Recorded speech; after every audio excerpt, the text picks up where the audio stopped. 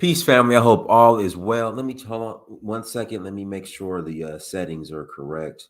There we go. I hope all is well. I hope you guys are having a great Thursday or whatever day it is, wherever you're at. I hope you're having a great day. Hope your Christmas. Hope you had a great Christmas. I hope you got everything you wanted when you woke up Christmas morning and the night before you left cookies and milk under the Christmas tree or by the fireplace, however it works.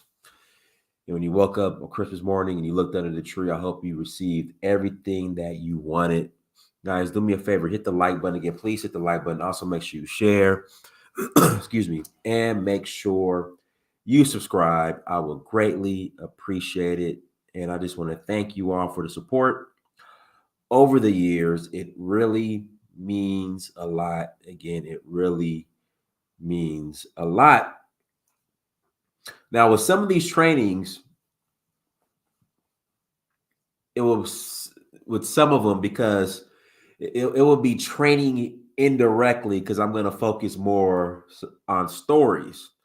I think me sharing my stories while out in the field um, gives more credibility that I'm just not reading books and regurgitating information from books that I actually, the information that I'm giving you guys, I actually applied and still apply, but I applied at one time. So we won't be here long, but I wanted to share this story because I was thinking about this early this morning when I was journaling. And I'm going to call this one My White Boss and the H.N.I.C. So when I first landed my sales job, hold on. There we go.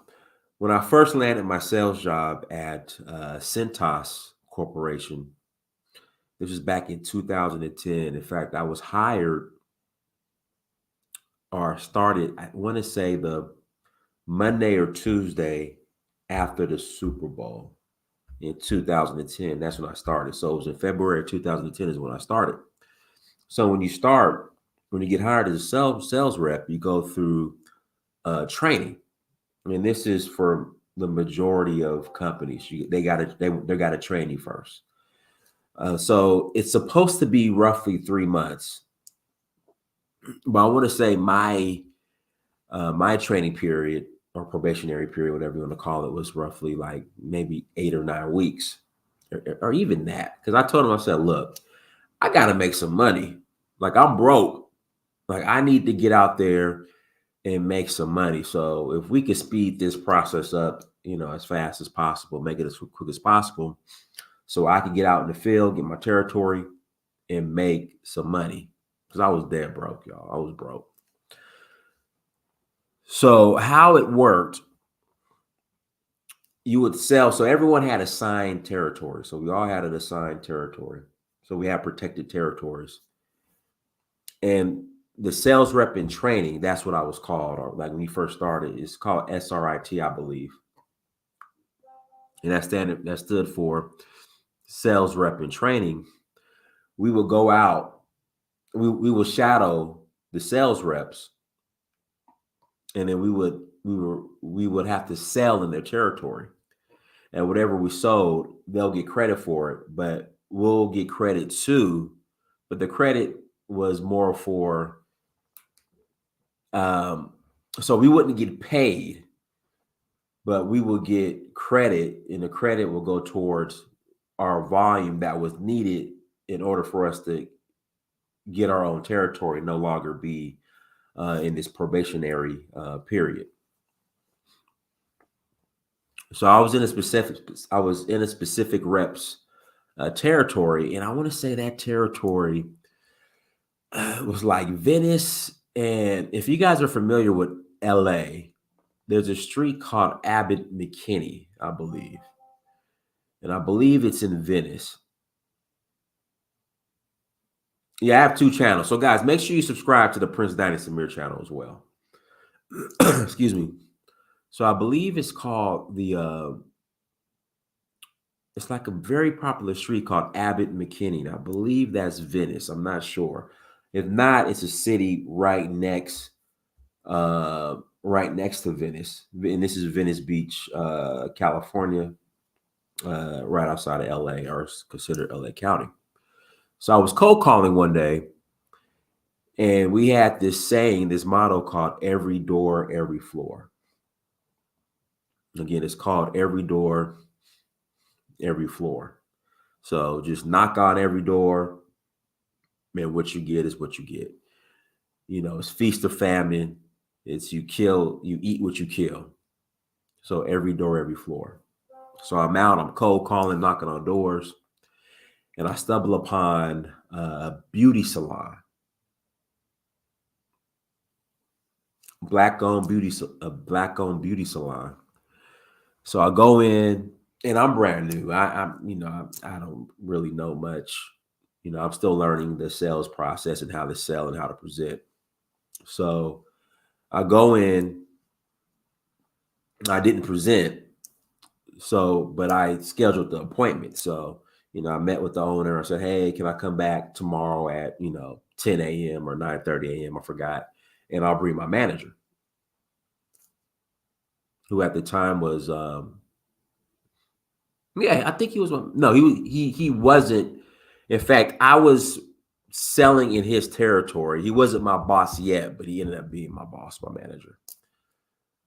So the following, so I went back to the office, or I called him, said, "Hey, I scheduled an appointment for us. It's a legit appointment. It's a beauty salon, uh, off of Abbott McKinney, tomorrow, 10 o'clock or 9:30. I forgot the time. Meet me there."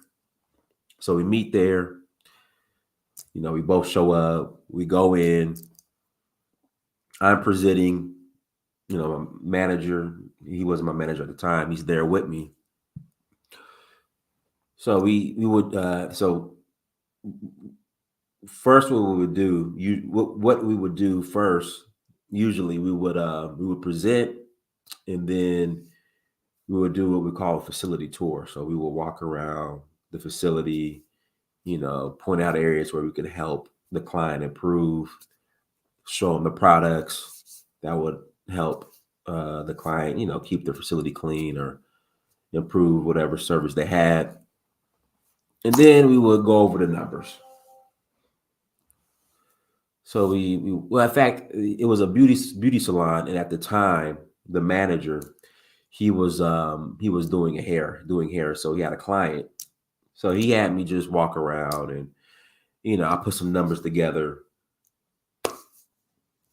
I said, "Okay, Mister So and So, this is how much it will cost, every 2 weeks for the service." And he said, "Okay, let's do it."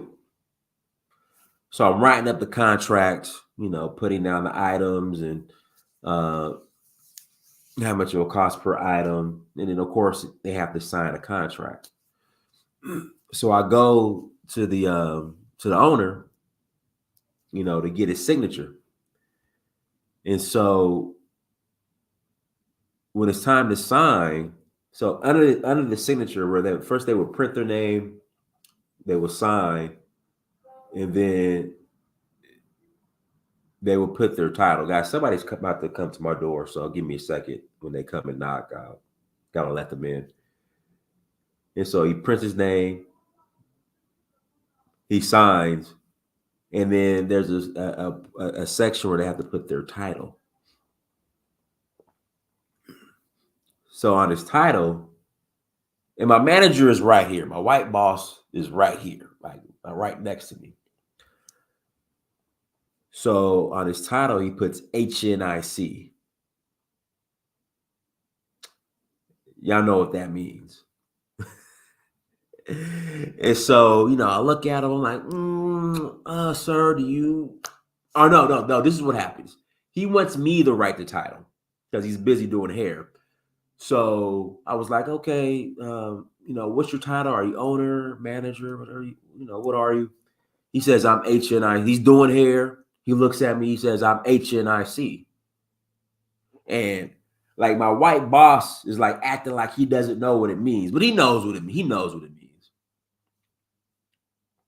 He's aware. He knows what HNIC means because he started feeling uncomfortable. So I'm like, are you sure HNIC? Like, what are you? Can I put manager or owner? He said no. Put H.N.I.C. Head, excuse my language, head nigga in charge. So I write on there H.N.I.C. So, he signs it. We get up out of there. And I submit the contract. It gets approved. We service them. And that was that. But you should have saw my boss's face. Like, I know he knew. Like, I know he knew what it meant. Again, I know he knew what it meant. H.N.I.C. So that was today's story. Listen, next Thursday, the next couple of Thursdays, I won't be on because I'll be traveling. So Wednesday, I believe, I head to Benin. I arrive in Benin that Thursday. And then the following Thursday, I'll still be in Benin. And then the Thursday after that, I'll be in Nigeria. I might, well, depending how the connection is in Benin, the following Thursday, I might do a show. I don't know. It just depends on the connection because we'll be in Weta. And I know the Wi-Fi could be real spotty there, so we'll see. But hey, everyone, thank you so much for joining. Like, share, subscribe. I appreciate you guys. I love you. Thank you so much. Until next time, family, Dynasty Mirror, search for Haru. Peace.